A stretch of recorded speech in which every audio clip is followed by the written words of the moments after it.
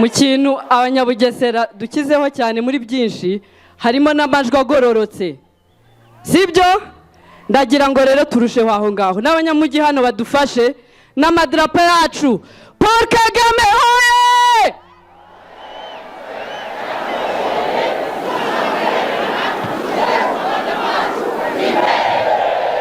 Siumva se we byize bimbaho, ariko byabaye ku nshuti wanjye. Yari ari gukoresha internet bisanzwe, ashaka yari ari kugura ibintu online. Ubwo twese tugira ngo ni babandi baba bari gushaka amafaranga cyangwa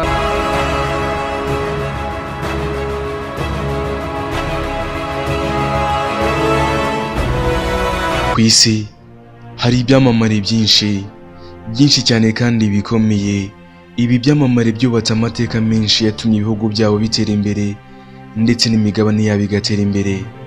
Ibi byamamare kandi biri mu byiciro bitandukanye, aho dusangamo ibyamamare muri politike, ibyamamare mu mupira w'amaguru, ibyamamare mu gukina imikino y'amaboko, ibyamamare mu gukina filimi zitandukanye ndetse no kuzandika. Hari kandi n'ibyamamare muri muzika cyangwa se abatuzi bazi kuririmba. Aya magambo yavuzwe n'abahanga bakomeye cyane, bize kandi basomye, bakomeye muri siyansi, imitekerereze ndetse na filozofi, ububanyi n'amahanga ndetse n'ubushakashatsi. Ugenekerereje bivuga ngo amakuru si ubumenyi, ubumenyi kandi si ubuhanga, ubuhanga ntabwo ari ukuri, ukuri kandi si ubwiza, ubwiza kandi ntabwo ari urukundo, urukundo kandi ntabwo ari umuziki. Umuziki uyu twumva mu matwi yacu, umuziki ni ikintu cya mbere cyangwa se n'ugomba kuza imbere, ibindi bikaza inyuma. Ibi kandi byavuzwe n'umuhanga muri muzika yitwa Frank Zappa. Andi magambo akomeye yanditswe ku muziki ni nka I think music in itself is healing. It's an expressive expression of humanity. It's something we are all touched by. No matter what culture we are coming from, everyone loves music. Nabyo biravuga ngo ntekereza ko umuziki ubwawo ari ubuvuzi n'icyomoro, ni igisobanuro kigaragaza imyitwarire y'ikiremwa muntu, ni ikintu runaka tubana nacyo mu buzima bwa buri munsi, tutiteye ku muco twaba dukomokaho. Buri wese ahava akagera akunda umuziki. Ibi byavuzwe nanone na Billy Joel. Nanjye uri kuvuga ibi nitwe Eric Nshimiyimana. Ubuvumbuzi, siyanse, ibyamamare, politiki ndetse n'ubushakashatsi, amakuru agezweho mu buzima bw'isi muri rusange, n'ahandi wabisanga uretse kuri Bizazamenya. Byose turabigukorera. Nibikunda ukore subscribe kugira ngo ibiganiro byacu bijye bikugeraho umunsi ku munsi. Nawe ukoze subscribe aka kanya, izere ko utangiye urugendo rushya rwo kumenya ibiri hano ku isi, ibihavugirwa ndetse n'ibihakorerwa.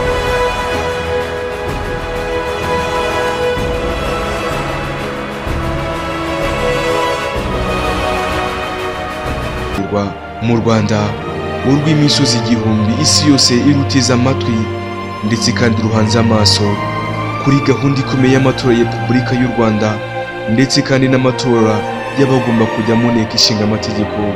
Ibi kandi nk'aho byakabaye hari ibyamamare muri muzika ndetse n'itangazamakuru riri gukoreshwa mu kwamamaza abakandida batandukanye, abadepite batandukanye bari kugira ngo binjire muri guverinoma y'u Rwanda.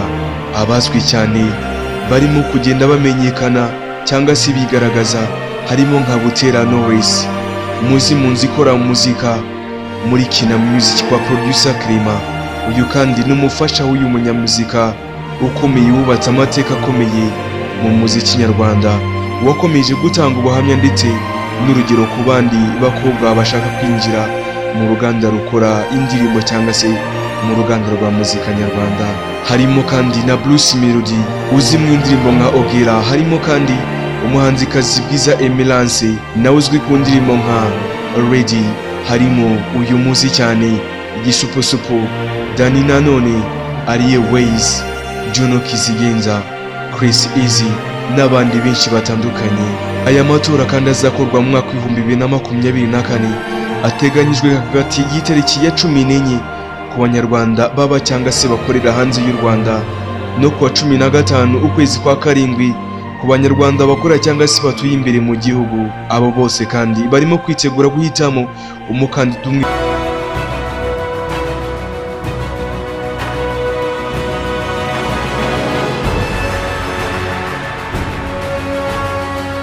rukumbi mu bakandida batatu barimo kwiyamamaza. Abakandida batatu barimo kwiyamamaza barimo nyakubahwa perezida wa Repubulika Paul Kagame, umukandida umwe rukumbi hagarariye ishyaka rya FPR Inkotanyi rishyize imbere umuturage ku isonga.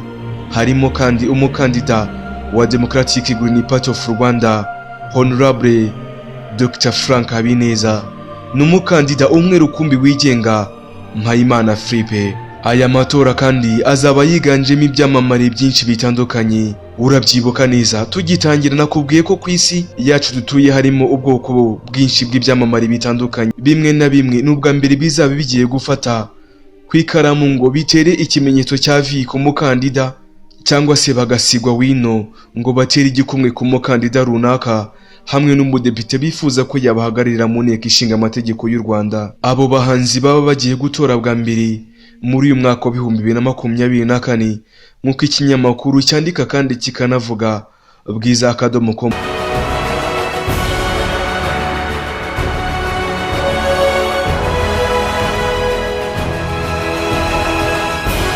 mu kibivuga. Uwa mbere twababwira ni nka Kamikazi Dorcas, n'umuhanzi mu ndirimbo zo kuramya no guhimbaza Imana nka Umutaka Adonai. Uyu akaba yaravutse mu mwaka wa 2006. Ubaze neza yujuje imyaka yo gutora 18 y'amavuko. Uwa kabiri nawe ni Ishimwe Vestine, nawe n'umuramyi akaba avukana n'ubundi na Dorcas. Uyu yavutse mu mwaka wa 2004, nawe akaba agiye gutora ku nshuro ye ya mbere yujuje imyaka 20 y'amavuko. Uyu muramuzi cyane mwe mwagiye mukurikirana amateka ajyanye n'iby'aba Miss Rwanda. Amateka y'uyu murayazi, yitwa Nshuti Muheto Divine, ufite ikamba rya Nyampinga w'u Rwanda. Akaba yaravutse mu mwaka wa 2003, nawe agiye gutora bwa mbere yujuje imyaka 21 y'amavuko. Hari umuraperi ukunzwe cyane n'urubyiruko, cyane abakunda hip hop ndetse n'injyana ya Kenya Trap, yitwa Zeo Trap, ugezweho mu njyana ya rap. Nawe ari kuri uru rutonde rw'ibyamamare nyarwanda bizaba bigiye gutora bwa mbere, aho yavutse mu mwaka wa 2001, akaba yujuje nawe imyaka 23 y'amavuko. Uyu mwijwi rye ryiza, ubuhanga ndetse mwitangazamakuru, akaba umunyamakuru yitwa Abera Martina. Uyu kandi niba mwibuka neza niwe uherutse kugirana ikiganiro na nyakubahwa perezida wa Repubulika Paul Kagame. Nawe azaba atoye bwa mbere kuko yavutse mu mwaka wa 2001, nawe yujuje imyaka 23 y'amavuko. Uyu nushaka umwita Kirura, Gihinda, umwite Yaraje n'ayandi mazina menshi cyane, arakunzwe cyane mu rubyiruko ngo muzika ye iryohera amatwi. Uyu muhanzi yitwa Juno Kisigenza, wavutse mu mwaka wa 2001, ni ku nshuro ya mbere nawe azaba nawe agiye ku rupapuro rw'abatora yujuje imyaka 23 y'amavuko. Umwe mu bahanzi batangaje niyita ku bumuga bwo kutabona, abana nabwo kuko ntibimubuza gukora umuziki we kandi ugakundwa. Uyu azwi nka Niyo Bosco, yavutse mu mwaka wa 2001, nawe akaba yisanga ku rupapuro cyangwa se ku rutonde rw'abazaba bagiye gutora bwa mbere yujuje imyaka 23 y'amavuko. Uyu nawe ni umwari cyangwa se umuhanzikazi umaze kwigarura imitima ya benshi, umuhanzi benshi bakunda ya kigabo, kuko akora cyane bitandukanye n'umutegarugori, gusa abikora kubera akazi ndetse n'ubusitari. Yitwa Ariye Weizi, wakanyujijeho mu rukundo n'umuhanzi twavuze haruguru Ikirura Juno Kizigenza. Yavutse mu mwaka wa 2001, nawe azaba atoye bwa mbere yujuje imyaka 23 y'amavuko. Akundwa n'abakobwa benshi cyane, indirimbo ze ntawe utazisanga kuri twatuma dukunda kumva cyangwa se twatuma tubika indirimbo zitandukanye, memory card, flash, iPad n'izindi. Akaba kandi umukozi wa music cyangwa se producer, yitwa Element L, yavutse mu mwaka w'2000, ni umwe mu baproducer bato cyane, yujuje imyaka 24 y'amavuko, nawe azaba agiye ku rutonde bwa mbere bw'abagiye gutora. Uwa nyuma twashatse kubabwira kuri uru rutonde rw'ibyamamare mu Rwanda yitwa umuhanzikazi Bwiza Emerance. Uyu muramuzi cyane, twamuvuzeho haruguru. Yabonye izuba mu mwaka w'1999, nawe azaba atoye bwa mbere. Uyu muhanzi uri kubica bigacika, yujuje imyaka 25 y'amavuko. Aba bose nk'uko twabivuze, abo bose nk'uko twigize kubibabwira, abo bose nk'uko twigize kubivuga, barimo kureba imigabo n'imigambi y'abakandida n'abadepite bari kwiyamamaza, bakaba barimo gufasha kandi aba bakandida kwiyamamaza bageza imigabo n'imigambi yabo.